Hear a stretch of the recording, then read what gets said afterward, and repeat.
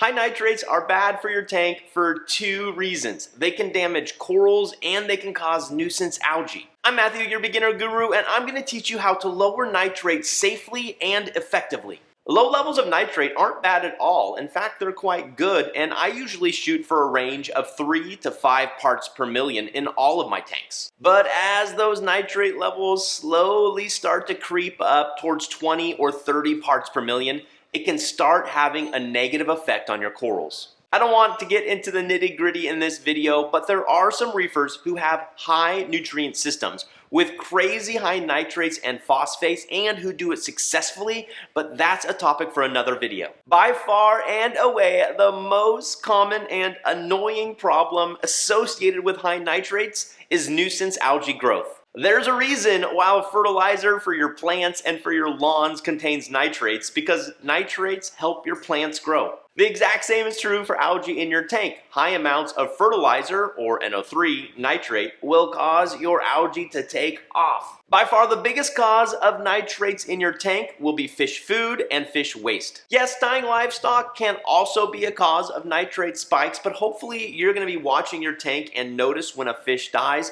and remove them before it has a chance to break down. The best way to nip NO3 spikes in the bud is frequent water testing. Whenever I'm setting up a new system, the day I add the first livestock, I start testing for nitrate every 3 to 4 days. What happens is a new tank needs to settle into its nitrogen cycle, so there's going to be a lot of fluctuation, especially in those first few weeks. On top of all that, with the introduction of fish comes fish food and fish waste, which means you're going to be introducing NO3 or nitrate to your tank. By testing for nitrate every 3 to 4 days, you can quickly notice any nitrate spikes before they get too high and take measures to combat them. Once my tank settles in a bit and I'm comfortable with the nitrate levels, I will start testing for nitrates every 1 to 2 weeks. But anytime there is a change with the addition of new livestock, I will revert back to my more frequent testing schedule and test for nitrates every 3 to 4 days. My nitrate levels are spiking. Now what? As long as you keep up with your nitrate testing, you're going to notice as your nitrate levels start to spike.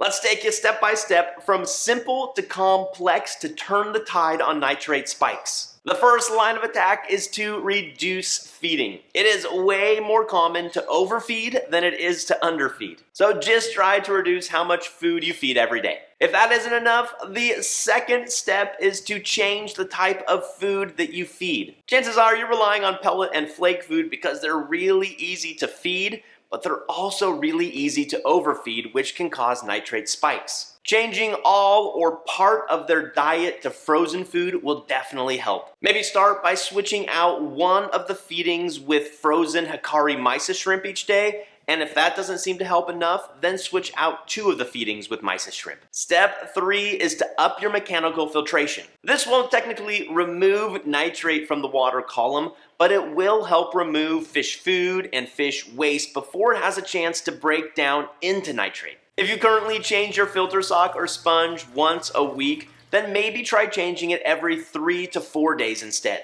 And if you don't have a protein skimmer, now's the time to add one to your tank. Well, we've covered the first 3 simple steps for reducing nitrate in your tank, and now we're going to move on to a few more complex ideas. Step number 4 are macroalgae refugiums, chaeto reactors, and algae scrubbers. All of them basically work in the same way. By growing some sort of algae in another part of your tank, it will consume nitrates in the water column. And then when it comes time to harvest the macroalgae, you will effectively be removing nitrate as well. Macroalgae refugiums can be created in a compartment in the sump or as a separate hang on the back option. Algae scrubbers are placed near a sump, sometimes mounted right above the sump, and will require a little plumbing know-how. While chaeto reactors are basically really large GFO or carbon reactors, but instead of putting GFO or carbon inside, you put in macroalgae and you wrap lights around the whole thing.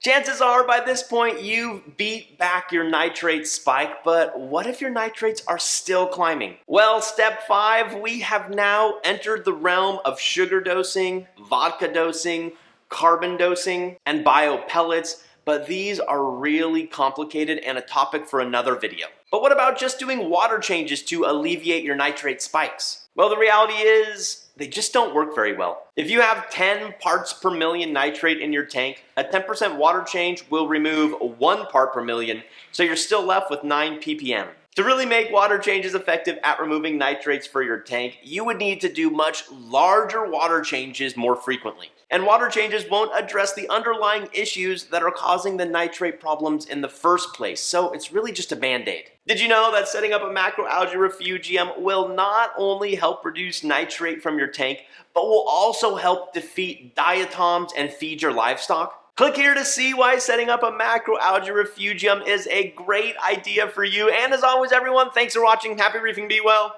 We'll see you next time.